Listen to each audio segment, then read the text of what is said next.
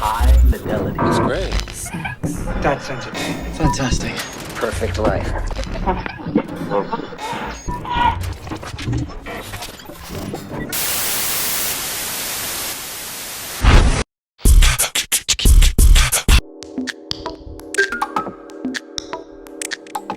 On est ici dans une maison, chez une famille, avec la maman dans la famille qui va se présenter. Et c'est le deuxième volet de notre enquête sur les moyens d'enseigner, de faire l'école aux enfants, parallèle à ce qui se passe dans l'école officielle, publique ou privée. Donc, Evanie, je crois que tu t'appelles, avait choisi, je viens de l'apprendre, de ne scolariser sa fille que une partie du temps et de faire le reste avec elle à la maison. Les choses ont un peu changé, mais elle va quand même nous expliquer le pourquoi de ce projet. Ça m'intéresserait, puisque moi j'ai été prof pendant très longtemps, ça m'intéresse beaucoup de savoir ce que c'est que ce refus de l'école, de toute façon. Alors, bonjour. Moi, au départ, j'ai un profil, je pense, un petit peu particulier par rapport à la non-scolarisation, parce que j'ai toujours été première de la classe toute ma vie. Et souvent, les parents qui déscolarisent, c'est des parents qui ont été malheureux à l'école ou qui ont été mauvais, enfin ce qu'on appelle mauvais à l'école, ou qui ont des enfants qui s'y trouvent déjà et qui sont en difficulté. Là, c'était pas le cas. C'était d'une part l'envie de profiter de mes enfants, parce que je trouve que 3 ans avec eux, c'est déjà pas beaucoup, et qu'à partir de 3 ans, en plus, il se développe plein de choses chez les enfants qui sont très intéressantes à observer. Donc je me posais un petit peu plus comme une scientifique à vouloir voir comment ça évoluait un enfant, comment ça apprenait, ce qu'on pouvait lui apporter, etc. Et c'est aussi le fait que même en ayant réussi à l'école, ce qu'on appelle réussir en ce qui me concerne, je trouvais pas que ça m'avait épanouie pour autant. Et en sortant de l'école, du lycée, etc., j'étais pas quelqu'un d'épanoui, j'étais pas quelqu'un de sûr de moi, et j'étais persuadée que ça provenait en partie de l'école, puisque toute ma vie, ce qui m'a importé quand j'étais petite, c'était avoir des bonnes notes pour prouver que j'étais intelligente. J'allais la peur au ventre à chaque fois qu'il y avait un contrôle. J'étais stressée tous les jours. Je voulais toujours bien faire. C'était un gros stress, en fait. Mais tu penses maintenant, avec le recul, que ça vient de l'école, pas que ça vient de toi? Le fait que j'ai pas voulu scolariser ma fille... Le fait que tu étais si mal à l'école, que tu étais stressée tout le temps, je sais pas, moi, tu as pas eu des copines, des copains, t'as pas fait des choses collectives qui t'ont quand même apporté un peu de plaisir? Non, quand je dis que j'étais stressée, je n'étais pas complètement enfermée. Il y avait des bons moments, effectivement. Mais j'ai senti cette tension qui provenait de l'école parce que voilà, les instituteurs, les professeurs en général, hein, j'en ai eu des sympas comme tout le monde, montraient bien que c'était eux les chefs et que nous, on n'avait pas à ouvrir notre bouche. Il y avait ce sentiment d'infériorité tout le temps, qu'on était testé tout le temps, qu'il fallait savoir, qu'il fallait prouver, qu'il fallait avoir des bonnes notes, qui était très pesant pour moi. Et aussi le fait que, surtout pour les petits-enfants, j'estimais que, en l'occurrence pour les Oli, qu'ils étaient mieux à aller farfouiller dans la terre, apprendre des choses de la vie et être au contact de la société réelle, au moins dans la petite enfance, plutôt que d'être assis les fesses sur une chaise alors qu'ils auront toutes leurs études pour le faire plus tard, quoi. C'est sûr, mais alors, une question, tu as pas de profession. Je veux dire, le problème, c'est pour les mamans qui travaillent. Et donc, qu'est-ce qu'on fait dans ce cas-là si on a à la fois si on veut garder ses enfants et si on a besoin de travailler à l'extérieur? En fait, il y a deux possibilités par rapport aux connaissances que j'ai et puis moi, ce que j'ai pu faire. Moi, j'ai sacrifié une partie de mon travail pour pouvoir m'occuper d'elle, puisque je travaillais moins du coup. Comme je travaille à la maison, c'est vrai que c'était plus facile parce que du coup, pendant une certaine période, j'ai quand même travaillé la nuit, il faut le dire, hein, quand les enfants étaient couchés, de 10h à 1h du matin, je faisais mon travail. C'était un choix de vie aussi, mais j'étais contente de l'avoir fait. Et après, je connais des familles dont un des deux parents ne travaille pas pour s'occuper des enfants. Alors effectivement, ils ont moins d'argent pour vivre, mais ils sont contents de profiter de leurs enfants et de pouvoir partager des choses avec eux. Et après, le cas qui peut se poser d'une famille monoparentale, alors là, effectivement, j'ai pas forcément de solution, si ce n'est de se tourner vers des modes d'éducation alternatifs qui sont de plus en plus développés aujourd'hui et qui peuvent proposer aussi une alternative valable à l'école. Quoique, enfin, c'est pas pour ça que je dénigre l'éducation nationale. Il y a des instituts qui font des trucs très bien, qui se donnent du mal, qui s'intéressent à plein de choses, à Montessori, à Freinet, à plein de modes d'éducation respectueux de l'enfant. Mais ils sont quand même tenus, ils ont des obligations. C'est-à-dire qu'en petite section, on fait des évaluations pour savoir si l'élève il a besoin de cours de rattrapage. Le gamin, il a 3 ans, donc voilà. Ils sont obligés de respecter ça. C'est vrai. Mais donc, si j'ai bien compris, les choses ont un peu tourné différemment. Et ce que tu nous as dit quand on est arrivé m'a rappelé un souvenir. Moi, ma fille aînée, quand elle avait 3 ans, je n'avais aucune envie de la laisser partir. Pour un tas de raisons, j'avais envie, comme tu disais tout à l'heure, de la regarder se développer et puis d'être avec elle tout le temps. Et elle m'a mené une vie d'enfer parce elle voulait pas rester dans cette jolie maison au milieu des bois où on habitait. Elle voulait aller à l'école le plus vite possible et être avec d'autres. Et apparemment, c'est un peu ce qui s'est passé pour chez vous. En fait, à la base, Léolie, quand elle a visité l'école de la commune la première fois, elle voulait aller à l'école parce que pour elle, l'école, c'était le toboggan et le bac à sable.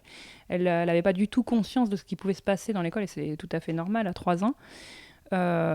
Et donc après, je lui ai quand même, bien qu'à 3 ans, c'est difficile de respecter le choix d'un enfant, il ne se rend pas vraiment compte, mais je lui ai quand même parlé des choses et c'est elle qui a choisi de rester ici. Je trouvais ça important de développer le réseau d'enfants non scolarisés pour qu'elle voie d'autres enfants. Donc toutes les semaines, on faisait des activités avec d'autres enfants non scolarisés. On faisait des sorties aussi où on allait voir des gens travailler, ce qui faisait qu'elle rencontrait des gens, même s'ils n'avaient pas son âge. Comme elle est très bavarde et qu'elle adore les adultes, ça lui convenait très bien. Et du coup, le but, c'était de ne pas rester enfermée. Alors effectivement, Léolie, elle a un moment, en l'observant justement, je me suis rendu compte qu'elle aimait bien être dans un groupe. Donc du coup, l'école Montessori s'est présentée par hasard, puisque c'était pas prévu qu'il s'installe. Donc comme c'était une pédagogie à laquelle je m'intéressais et que je faisais à la maison, je trouvais ça bien de faire un mi-temps pour qu'elle teste d'être dans un groupe. Et c'est surtout aussi parce que quand même, en Montessori, c'est assez difficile de travailler avec son propre enfant. C'est-à-dire que quand on travaille avec lui, généralement, il est moins concentré, il est moins dedans que quand il est dans un établissement. Du coup, il se concentre davantage, quoi. Alors après, avec les autres modes d'éducation, je ne peux pas en témoigner parce que je ne l'ai pas vraiment fait. Mais donc, tu parles de groupes de parents dont les enfants ne seront pas scolarisés. Tout ça, c'est sur le territoire de Bergerac, je suppose. Vous êtes à peu près combien Comment est-ce que vous vous êtes retrouvés dans cette mouvance ? En fait, on s'est retrouvés... moi, c'est quand j'ai décidé de ne pas scolariser Léolie parce que l'école de la commune ne me convenait pas du tout. Donc encore une fois, elle ne me convenait pas, c'est pas pour ça qu'elle n'est pas convenable, mais elle ne répondait pas à mes aspirations. Et du coup, j'ai cherché sur Internet des gens qui faisaient l'instruction en famille. Et j'ai trouvé quelques familles au départ. Et puis après, par bouche à oreille, et puis le copain d'un tel, on a commencé à étendre un peu le réseau. Mais c'est quand même un réseau qui est très éloigné. Donc, c'est-à-dire les premiers sont à 40 km de chez nous. Donc on ne peut pas faire de choses régulières. Alors qu'il y a une famille que je connais, par exemple, quand ils étaient dans le Lot-et-Garonne, ils échangeaient avec d'autres familles et ils étaient assez proches pour pouvoir faire des cours. C'est-à-dire qu'un parent prenait en charge tous les enfants et faisait le cours d'une matière qui l'intéressait particulièrement ou dans laquelle il se sentait à l'aise. Et du coup, il y avait vraiment cet esprit d'école familiale, en fait, qui ne s'est pas fait ici, du fait de la distance. Et aussi, c'est surtout la distance, je pense, parce que c'est vrai que quand chacun doit faire 40-50 km, aller plus retour, ça prend du temps. Et après, il y a une histoire de locaux aussi.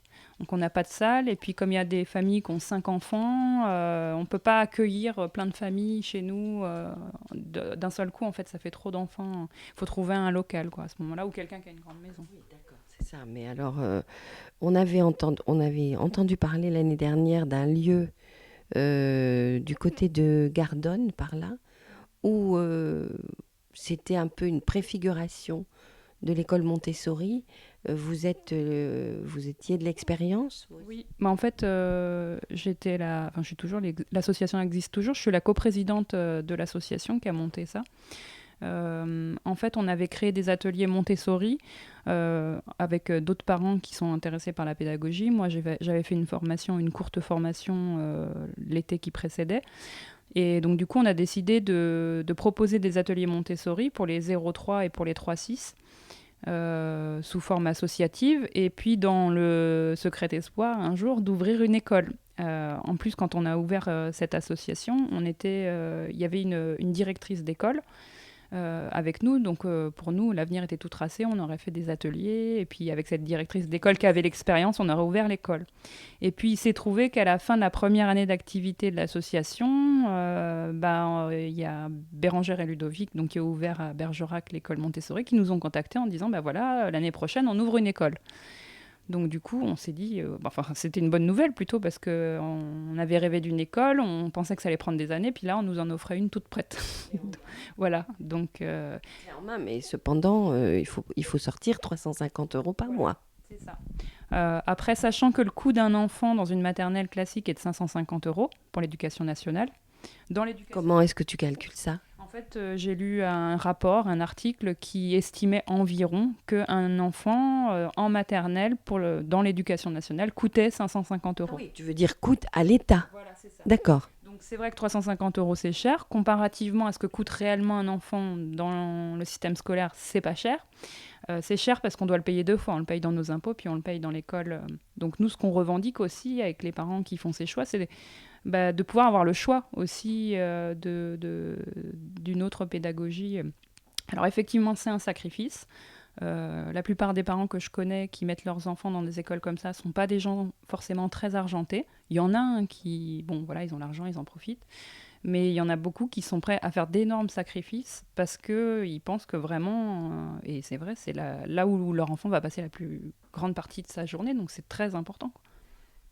J'ai une autre question, c'est en discutant avec Bérangère l'autre jour, elle nous disait que l'école Montessori allait jusqu'au bac, qu'il y en avait une ou deux en France, une qui va s'ouvrir l'année prochaine.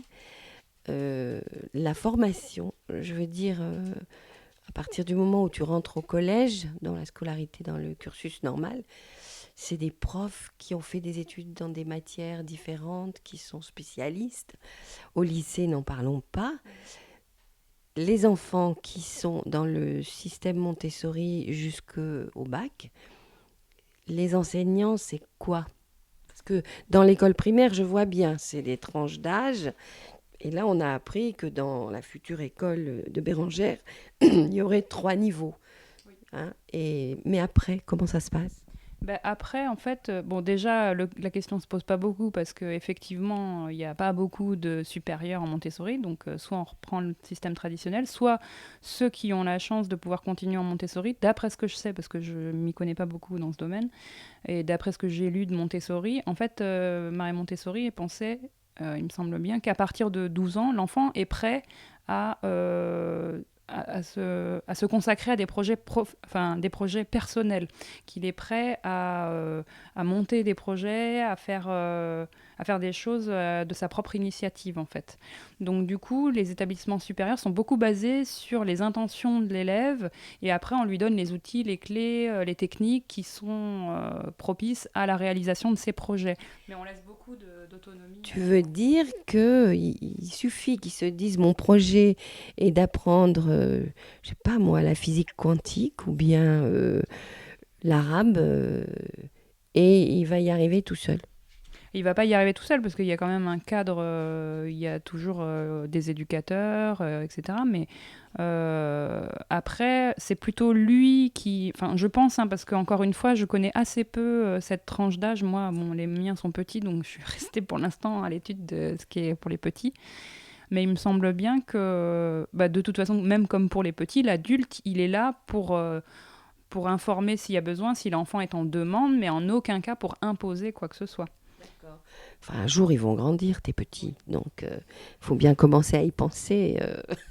Oui, oui, c'est sûr, c'est sûr. Mais bon, d'ici à ce qu'ils aient 12 ans, je me documente progressivement au fur et à mesure des niveaux qui évoluent. Et après, je laisse pas non plus l'idée de côté, quand ils auront 11 ans, de revenir à l'instruction en famille si c'est nécessaire. Parce qu'ici, il n'y a pas d'établissement Montessori. Je compte pas déménager, forcément redéménager à Paris alors que j'en viens, pour en trouver une. Et le collège, c'est vrai que bon, c'est assez difficile. Je sais que souvent c'est la période qui est la plus mal vécue par les enfants.